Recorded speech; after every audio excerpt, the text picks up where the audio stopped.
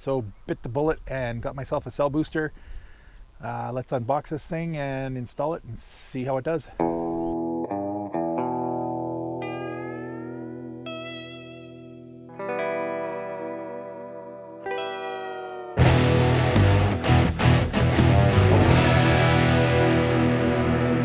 Hey friends, so here we are. I'm still in Alberta, and where I'm at here at Severn Dam is actually a perfect spot to install and test the cell booster that I bought.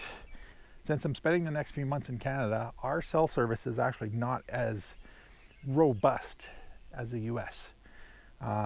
We've got a lot of ground to cover between cities and towns, so sometimes if you're stopped somewhere, you don't really have any service. So now, as an example, right here where we're parked, I actually have a Canadian phone on Rogers, and I have my Cricket phone that I use for internet. Now, my Cricket phone is piggybacking on Rogers and getting 2 bars on the other side of the trailer. I've been working on the internet since I've been here, so 2-3 weeks now, and everything's been going pretty good. It is getting a little slow here and there. The irony of this is my Canadian phone on the Rogers network, if I have any service at all, it's like practically unusable. I can't make a phone call. It's just crap. So that said, I broke down and invested a little bit into my traveling infrastructure and got myself a cell booster. So this is the Weboost Drive X RV. It was one of the only ones that I found that actually seemed to have the Weboost truck antenna on it. I don't know if it's a new thing that they're, just gonna put the truck antennas with them or not. I think the Sleek actually has the same antenna as well, but I'm not 100% sure. But anyways, it's the second down from the top. The first one is, I can't remember the name. It's the RV65. And it's more for stationary use, which technically is when I'm using mine as well. But it comes with a big telescopic antenna and stuff like that. And I'm just kind of thinking, for me, I don't really need all that. I think I can put this antenna. I'm going to possibly put this antenna on my unused Winegard batwing. It's got the crank that lifts up the batwing on the roof. And I'm thinking, if I can attach this antenna to it, when we're driving, it lays down. When we get somewhere, I'll crank it up if I need it. We'll see. So just to backtrack a little bit, so far during traveling, there's only been a few times where I've actually found that I could use a boost and cell signal. But like I said, I'm spending more time in Canada in the next while, so I figured, yeah, bite the bullet. So with all the intro gibberish behind us, let's get to the nitty gritty and unbox this thing, see what we got. Just for reference, if anybody's wondering what the model number of this unit is, it's 651410. So if you're on Amazon and you want to get the exact same one, for whatever reasons, there you have it. I'll also put a link to it in my description, so if you are looking. I don't think I have an affiliate with Amazon, or do I? I might. So you never know. It might help me out if you buy one. But anyways, let's get to this. So yeah, your standard Amazon box. I'm going to put the camera on this tripod here, and we'll go from there. All right, so I had to keep the mic plugged in, so hopefully it's not in the way or anything.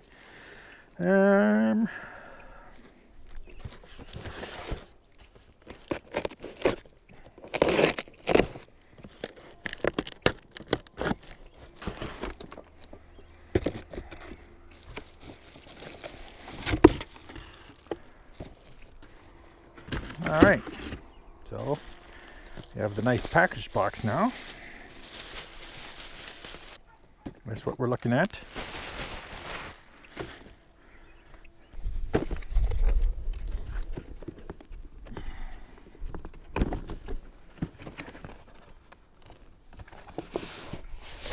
All right, this is a little more my style. All right.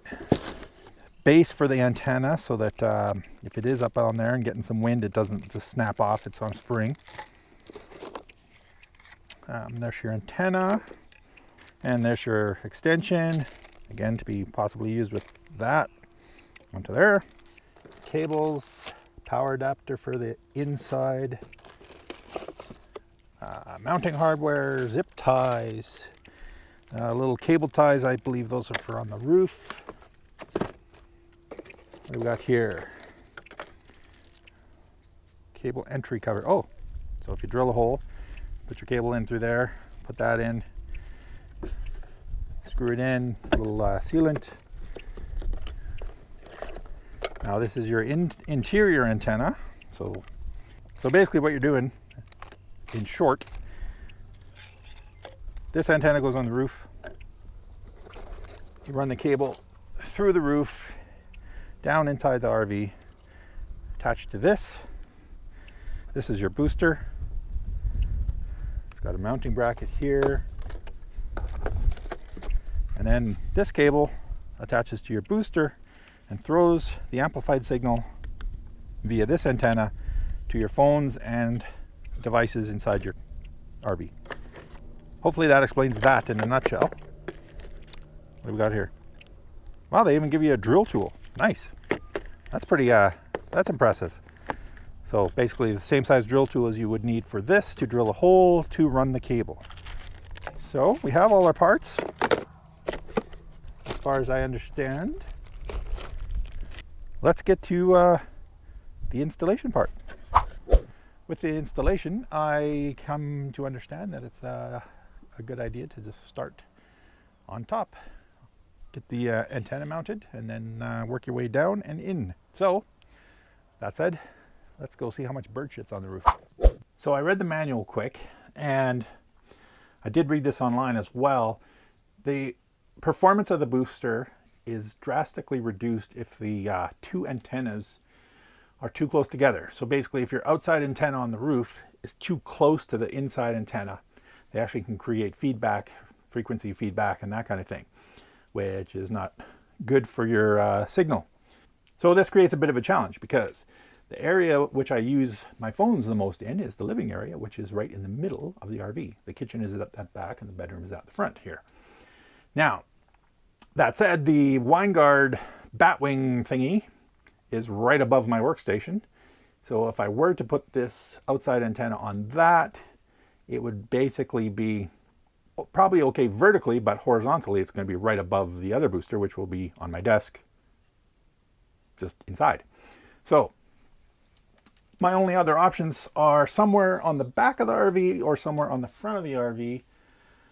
The front doesn't really have a whole lot on there that could attach it to. So I'm now looking at the back. I don't have a ladder. They did send mounting brackets so that if you have a ladder, you can mount it to the ladder. I'm wondering, one of my options might be to drill some holes and bolt one of these brackets to the solar panel at the back and then run the pole up so it's got a little bit of height to it. That might be option A. Option B, I don't think the extender on the back mounted to the top of my solar panel holder will be high enough, because you want the antenna part up above the roof line of the RV, more or less unobstructed by anything metal. So I'm going to be looking at my options here in a second. And yeah, here we go.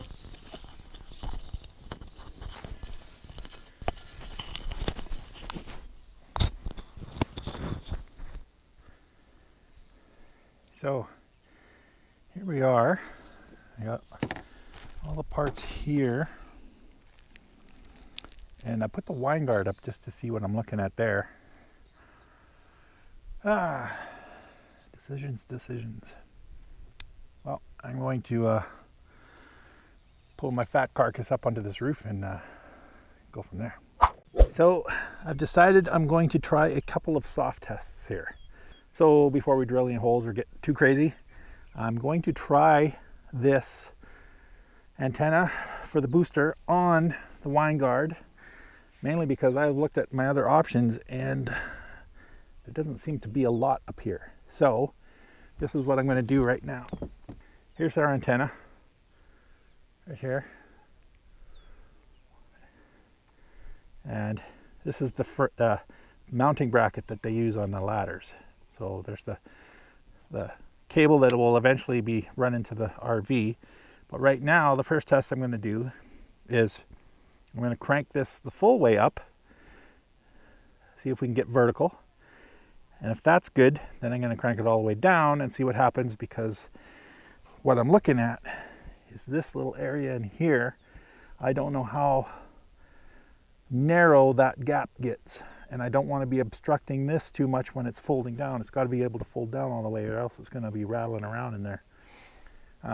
I do not use this wine guard. I do not watch like broadcast over the air television.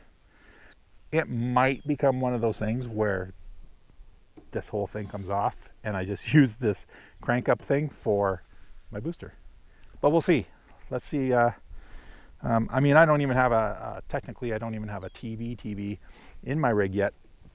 If I had one, it might be a different story. Maybe I would plug this in and use it once in a while, just to, you know, local news and stuff. But to be honest, I haven't missed it. So we're going to crank this whole unit down and see what happens. I placed this bracket, I'm thinking, at a level that's going to be close to this, so it will sit kind of beside it. But we'll soon find out.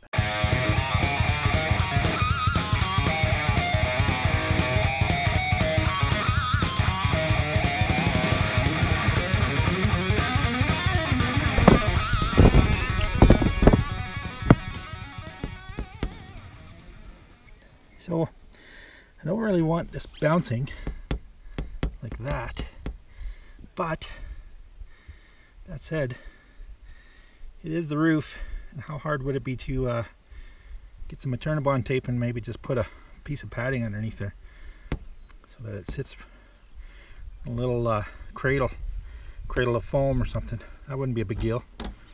This thing's down, so it appears these are splayed a little bit apart, probably more than they're supposed to be, but I'm actually okay with how this is looking so far. So this might be our option. But like I was saying earlier, this isn't really that far horizontally away from the inside antenna. So my second test is to put this up and then soft wire it in and see what our performance is. If that works okay, then I'll come back and bolt all this down proper. As you can see here,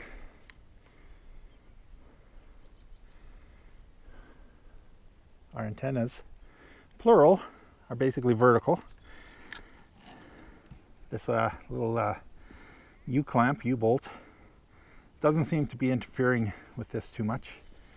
That said, it took me a little bit to crank it up because the crank for this old wine guard thing is made of plastic with a little hex screw in the inside to tighten it up. And I did tighten the hex screw up a little while back, and when I went to crank this up, the plastic just basically disintegrated around it. The little crank post that goes through the roof into the RV, where the crank handle was on it, is basically bare now. So not a huge deal. Might be able to find one of those little cranks somewhere else, or worst case scenario, get a little pair of vice grips, put it on there, good to go. Ugly as sin, but whatever. So now we're going to take this part of the antenna, hook the cable up to it, loosely run it in. I think I'm just going to run it through the hatch. I think I have enough to run it through the hatch and then back to the desk area, because apparently there's 25 feet of cable. So I'll do that, and then we'll hook everything up, power everything up, and do a test and see A, if we're getting any interference between the two booster antennas, and B, I also Want to make sure I'm not getting any sort of interference between this wine guard and this other thing. I imagine they're different kinds of frequencies, but you never know. I am no expert. Do not take any of this as expert advice. This is one guy learning as he goes. There's my disclaimer. Deal with it. All right, let's wire this thing up and see what happens.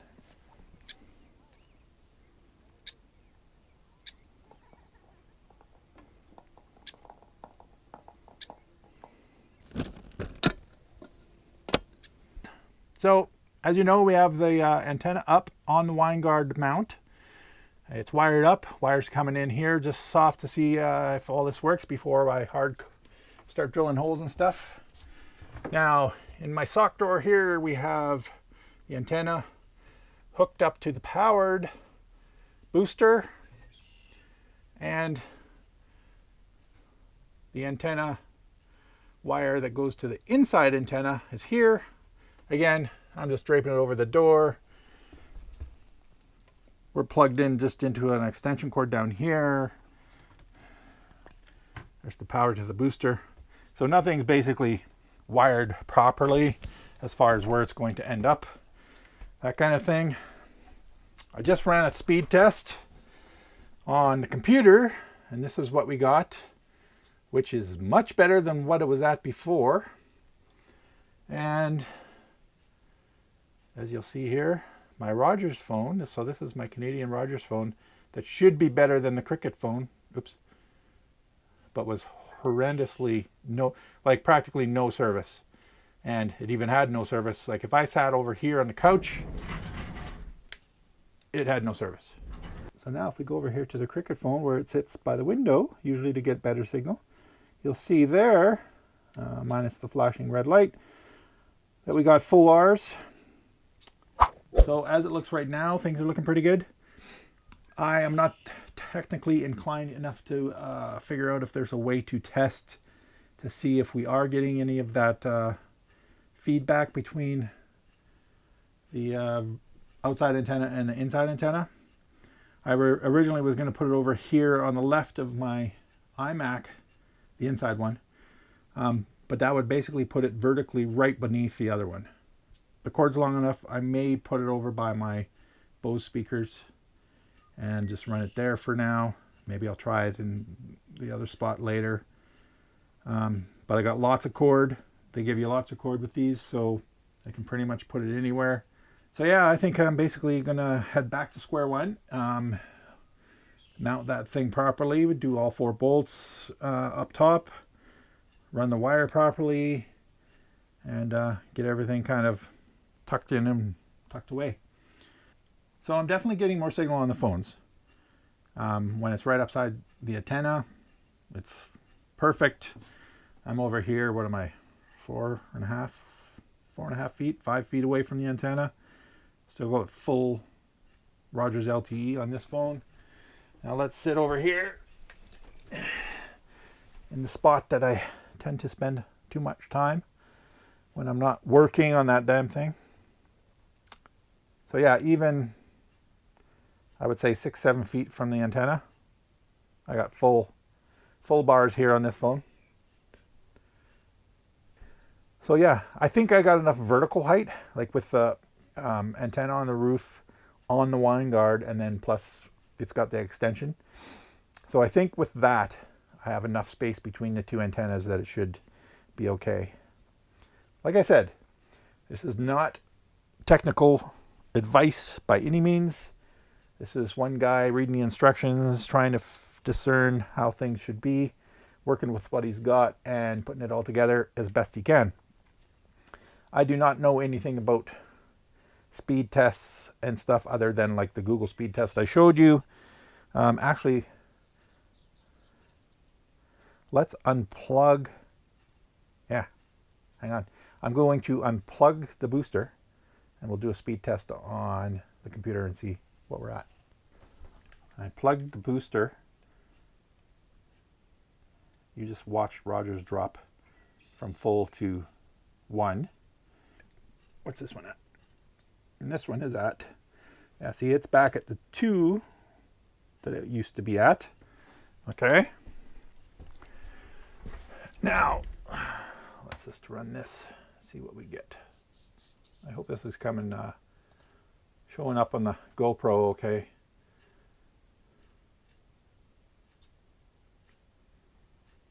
Yeah, so there's what I was dealing with.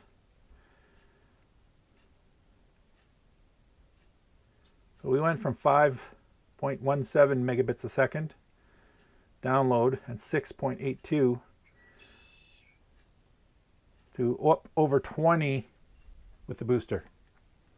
So yeah, there's a very untechnical test and untechnical demonstration of the Weboost booster. What else do I tell you? You know what? Let me get all this figured out, and then I'll come and do a revisit. All right. So I've run the wire to power up the booster, and I went to put the bracket in, and the point that Weboost gained for including a drill bit with the hole drill bit, the point they gained for that, they just lost for not including screws for the bracket. There's no screws in this box. So that means I have to go out and find my box of miscellaneous screws and find 2 or 4 that will work properly for installing this bracket to the wall. Sometimes these companies try so hard and they do very well, but then all of a sudden they miss the obvious. Now maybe it was just a one-off box, I don't know, but there is no screws in this box. So, point gained, point lost. Come on, guys. Welcome back, friends. I finished the install yesterday and tidied up in here and decided to do the video wrap up in the morning. So here we are. I also had a chance to play around a little bit on the phone and the computer and see if there was much of a difference, which there is. As you'll see here, on here, my phone, I'm sitting probably about 4 feet away from the interior antenna. My phone, it's got full bars. And I just ran a speed test on the computer. And this is what we're looking at there. 29.3 download, 9.83 upload. So if you remember from yesterday, the download that I got before installing this booster was like 5 megabits per second. So again, I'm going to throw the disclaimer in. I am not a technical expert. This is a total consumer, guy in an RV doing a review. I would also like to note that I did buy this with my own money. I did the research and found the one that I thought would be the best fit for me. Nobody sent me one for free. Nobody's asked me to do this review for a trade of product or anything. And to be honest, if you are one of these companies and you do want me to do a review, I will tell you right now, I'm not going to hold any punches. Just because you may send me something for free doesn't mean that I'm going to soft pad anything. That said, to backtrack a little bit, I paid for this out of my own pocket, and this is just a review because I thought it would be beneficial to some of you others who are RVing. So I guess that's about it. That's my install of the Weboost Drive X RV, done in June 2020, and my half-assed review, non-technical review, non-professional review, non-expert review. Like I said, just a guy in an RV who bought a booster, decided to do a little video and show you what it's like to install it. As far as rating so far, I would give this 9.5 out of 10. The booster's working great. The parts seem to be well built.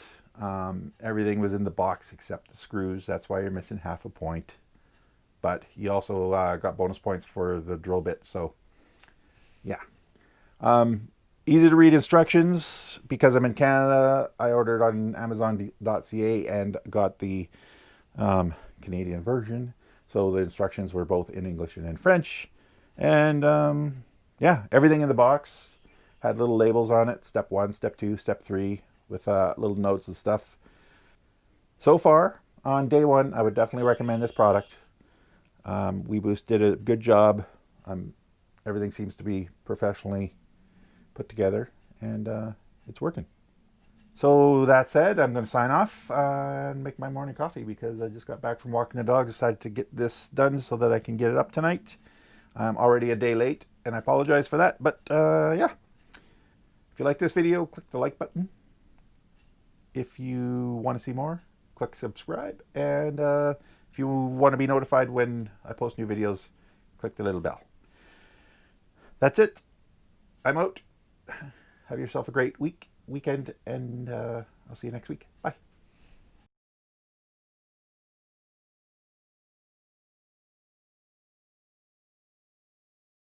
It's like working with a monkey.